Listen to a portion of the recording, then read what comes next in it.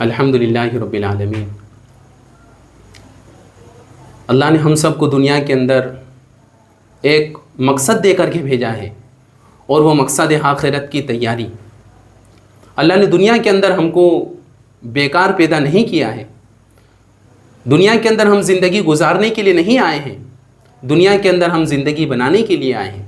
اور زندگی بنتی ہے دین کے راستے سے، زندگی بنتی ہے محمد الرسول اللہ صلی اللہ علیہ وسلم کے طریقوں کے راستے سے۔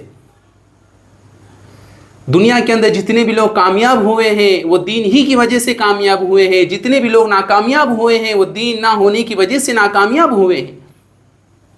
اور دین کا زندگیوں کے اندر آنے کا واحد راستہ دعوت اور دعوت کی محنت ہے۔ اور دعوت کیا ہے؟ یہ نبی والی محنت ہے، نبی والا کام ہے، امر بالمعروف و نہی عن المنکر کی محنت ہے، اچھائی کا حکم کرنا، برائی سے روکنا۔ اللہ نے قرآن کے اندر ہم سب کی تعریف فرمائی ہے، اس امت محمدیہ کی تعریف فرمائی ہے۔ کنتم خیر امت اخرجت للناس تأمرون بالمعروف وتنہون عن المنکر وتؤمنون باللہ۔ اللہ قرآن کے اندر ارشاد فرما رہا ہے تم بہترین امت ہو، ہم نے تم کو لوگوں کی نفع رسانی کے لیے بھیجا ہے، تم خود بھی اچھائی کی طرف، تم خود بھی اچھائی کے اوپر عمل کرو، تم خود بھی برائی سے روکو، تم دوسرے لوگوں کو بھی اچھائی کی طرف لاؤ اور دوسرے لوگوں کو برائی سے روکو۔ تم بہترین امت ہو، لوگوں کی نفع رسانی کے لیے نکالی گئی ہو، بھلائی کا حکم کرتی ہو، برائی سے روکتی ہو، اور ایک اللہ پر ایمان رکھتی ہو۔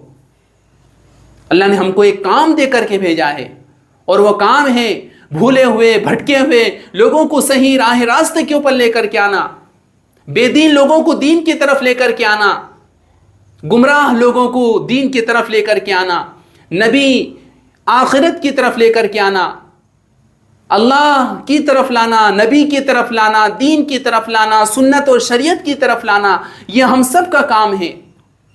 امت جہنم والے راستے سے ہٹ کر کے جنت والے راستے پر کیسے آ جائے؟ امت بے دینی والے ماحول سے نکل کر کے دینداری والی ماحول کی طرف کیسے آ جائے؟ اللہ نے ہم سب کو ایک محنت دی ہے، ایک کام دیا ہے۔ اللہ نے قرآن کے اندر ہماری تعریف کیوں فرمائی؟ صرف دعوت کی محنت کی وجہ سے فرمائی، دعوت کے کام کی وجہ سے فرمائی۔ پچھلی امتوں کی اللہ نے قرآن کے اندر تعریف نہیں فرمائی، پچھلے امت کے واقعات اللہ نے قرآن کے اندر بیان کیے ہیں کہ جب ان لوگوں نے اللہ کی نہیں مانی، نبی کی نہیں مانی، تو پھر ان کے اوپر اللہ کا عذاب کیسے آیا، اللہ کی پکڑ کیسی آئی، اللہ کی ناراضگی کیسی اتری۔ لیکن محمد الرسول اللہ صلی اللہ علیہ وسلم کے وسیلے سے، صدقے اور طفیل سے اللہ ہمارے گناہوں کی وجہ سے، گناہوں کی بنیاد پر اللہ ہماری پکڑ نہیں فرماتا۔ یہ میرے اور آپ کے نبی کی دعاؤں کی اثر ہے اور ثمرات ہیں اور برکات ہیں۔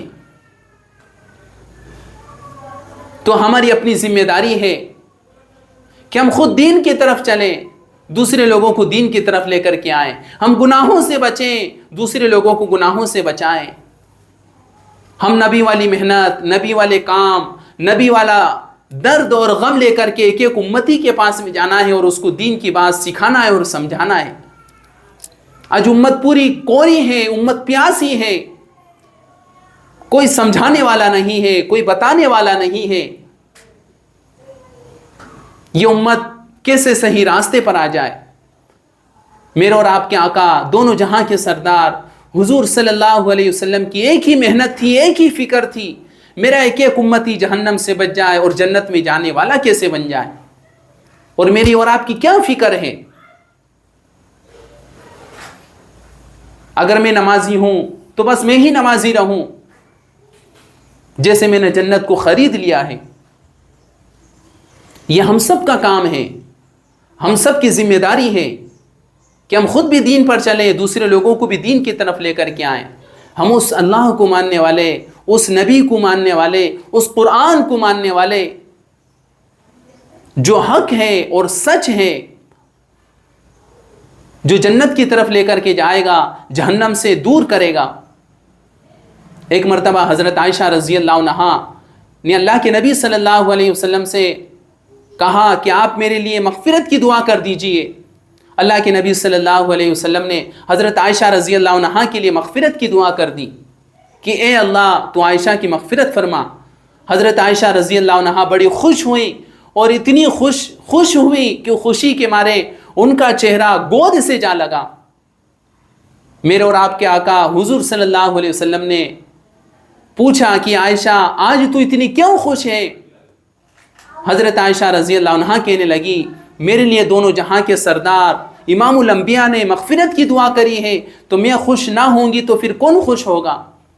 حضور صلی اللہ علیہ وسلم نے ارشاد فرمایا کہ عائشہ میں اپنی امت کے لیے ہر فرض نماز کے بعد میں مغفرت کی دعا کرتا ہوں، یا اللہ میری امت کی مغفرت فرما دے۔ میرے اور آپ کے لیے میرے اور آپ کے آقا ہر وقت ہر فرض نماز کے بعد میں مغفرت کی دعا مانگ رہے ہیں، اللہ میری امت کی مغفرت فرما، یا اللہ میری امت کے گناہوں کو معاف فرما۔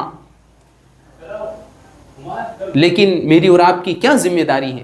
ہم اس نبی کو بھول گئے، ہم اس قرآن کو بھول گئے، ہم ان کی باتوں کو بھول گئے، ہم اللہ کو بھول گئے، دین کو، سنت کو، شریعت کو بھول گئے۔ کیا دنیا کی چیزیں میرے اور آپ کے آخرت میں کام آئیں گی، یا دنیا کا سامان میرے اور آپ کے کام آئے گا؟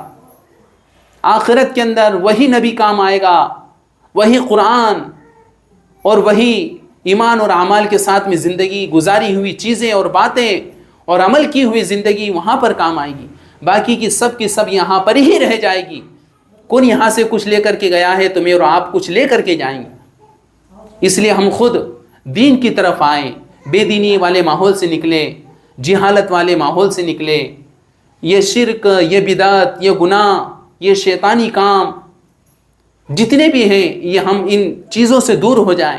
اللہ ہم سب کو کہنے سننے سے زیادہ عمل کی توفیق عطا فرمائے۔